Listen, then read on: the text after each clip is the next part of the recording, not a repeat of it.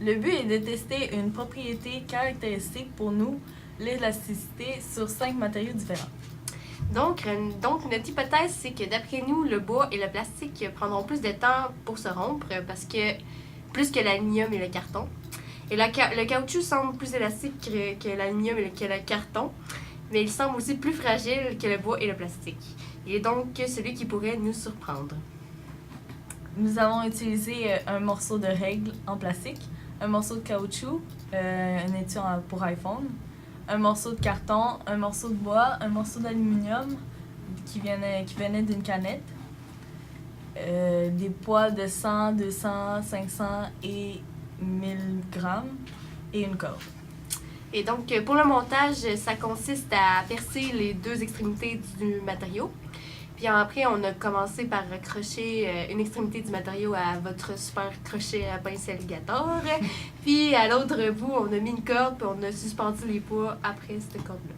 Pour notre expérience, nos variables seront le poids nécessaire pour étirer l'objet au maximum en fonction de l'objet en tant que tel.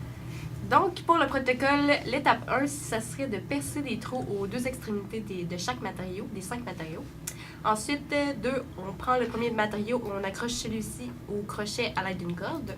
Ensuite, on accroche une autre corde à l'autre extrémité du matériau. Ensuite, on suspend graduellement des poids allant de 100 g à 50 g sur la corde jusqu'à la rupture de l'objet.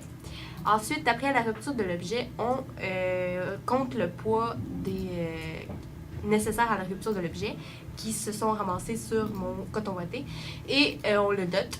Puis ensuite, on répète les étapes 2 à 5 pour chacun des matériaux.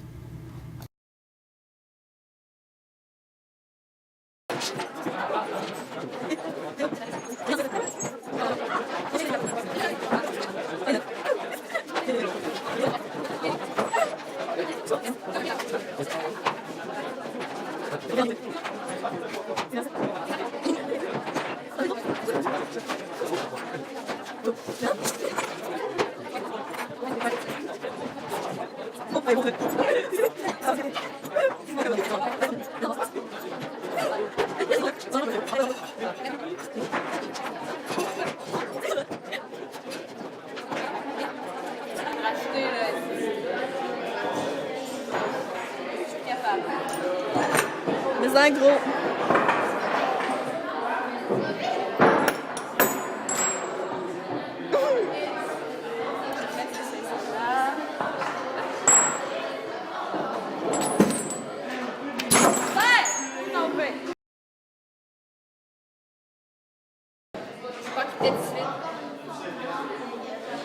Ouais, il va péter lui bientôt.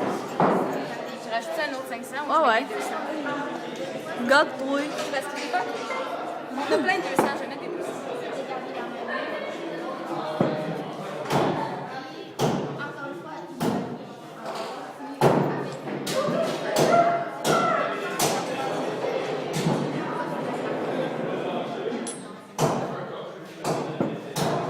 Il va péter bientôt. Ah ouais, c'est ça. Bon, là, j'étais un, là, mais je crois qu'il pète avec ça. Il va péter son. Exactement.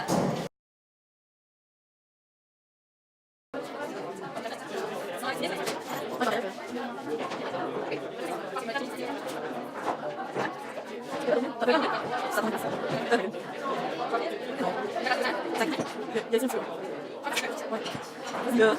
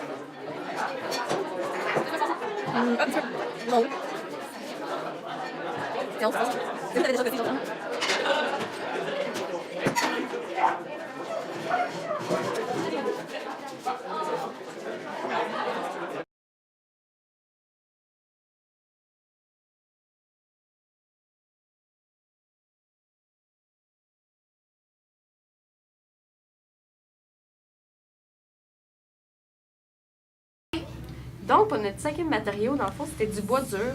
Puis on savait très bien que les poids disponibles en classe ne seraient pas suffisants pour le rupturer. Donc, puis aussi, on manquait de temps. Donc, on l'a juste pas fait.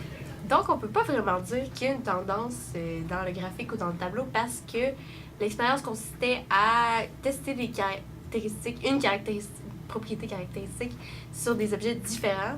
Donc, c'est normal qu'il n'y ait pas de tendance puisque c'est des objets différents.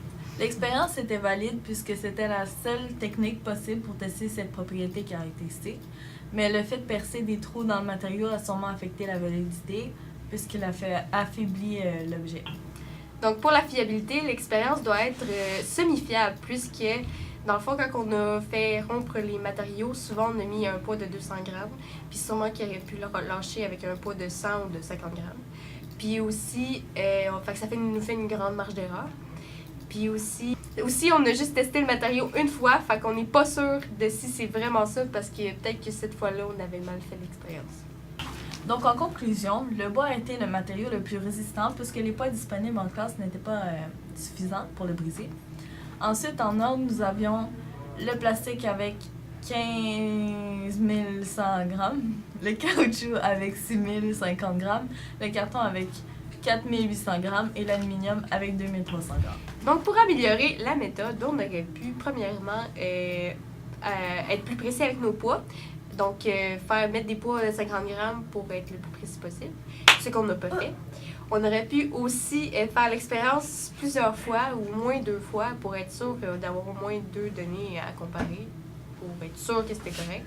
Puis aussi, dans le fond, pour l'expérience avec le caoutchouc, on a eu un peu de difficulté, puis ça a fini par tout tomber. Fait qu'on aurait pu mieux faire ça, puis s'arranger pour pas que ça tombe, puis mettre le poids nécessaire pour que ça brise tout seul.